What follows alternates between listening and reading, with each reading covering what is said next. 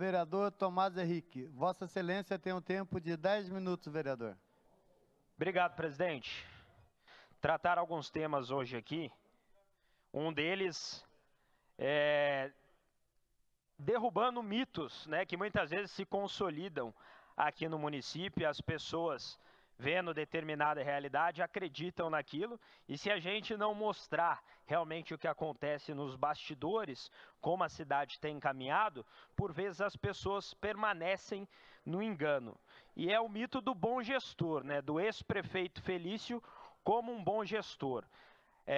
Nos últimos dias saiu um apontamento aí dos nossos órgãos de controle acerca de uma lei aprovada em 2017, a pedido do então prefeito, para usar o fundo dos rendimentos do Instituto de Previdência dos Servidores Municipais para abater a obrigatoriedade da prefeitura em fazer o aporte na aposentadoria dos servidores e garantir, portanto, a aposentadoria desses servidores. O prefeito foi lá, fez uma lei em 2017, mandou, aprovou e começou a aplicá-la.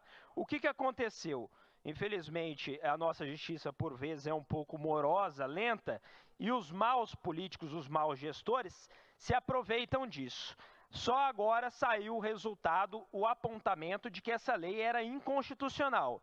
Essa lei era ilegal e, portanto, o uso que o prefeito fez nesse período de 2/3 dos rendimentos de um instituto acabou gerando uma dívida, um rombo para São José dos Campos de 1,4 bilhão. E por que eu falo que é um mito do bom gestor? Porque é muito fácil você fazer marketing, realizar uma série de obras, muitas delas sem eficácia, como a Ponte Estaiada, quando você garante que haja orçamento na sua gestão, jogando a dívida para o futuro.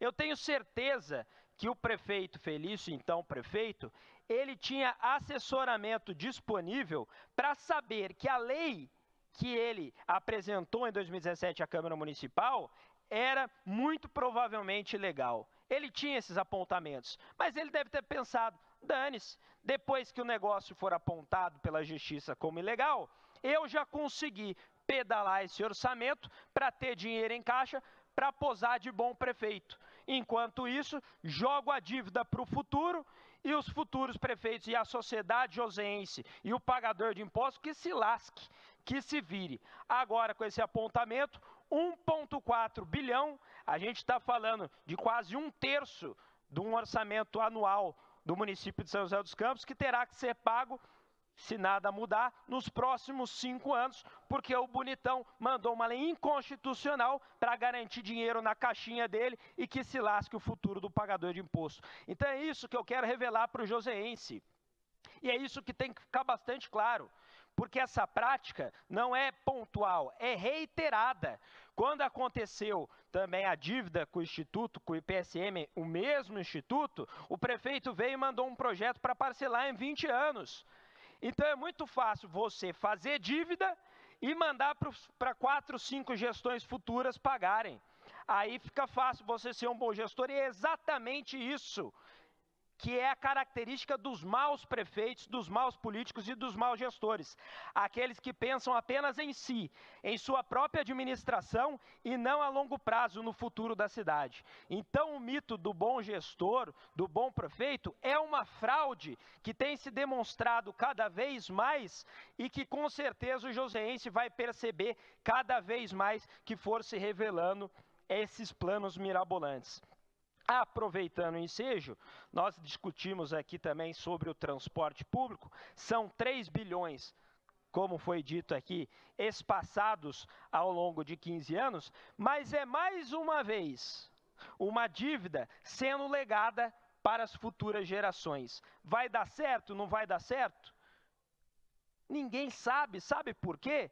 Porque a prefeitura contratou um projeto da FGV lá no início da gestão Felício, fez um edital, não deu certo, fez outro, não deu, veio Itapemirim, rompeu, e daí antes de deixar a prefeitura, o prefeito, então prefeito Felício, anunciou essa história de locação de ônibus elétricos. Mas peraí, se até janeiro daquele ano o projeto era outro, Ele teve de janeiro até março para tirar essa ideia, sabe-se lá de onde, apresentar e depois ir para a TV falar, olha, em São José dos Campos transporte público é 100% elétrico. Mentira, porque até hoje não foi concretizado e possivelmente nem será, porque a inviabilidade econômica desse edital que está sendo apresentado é claro.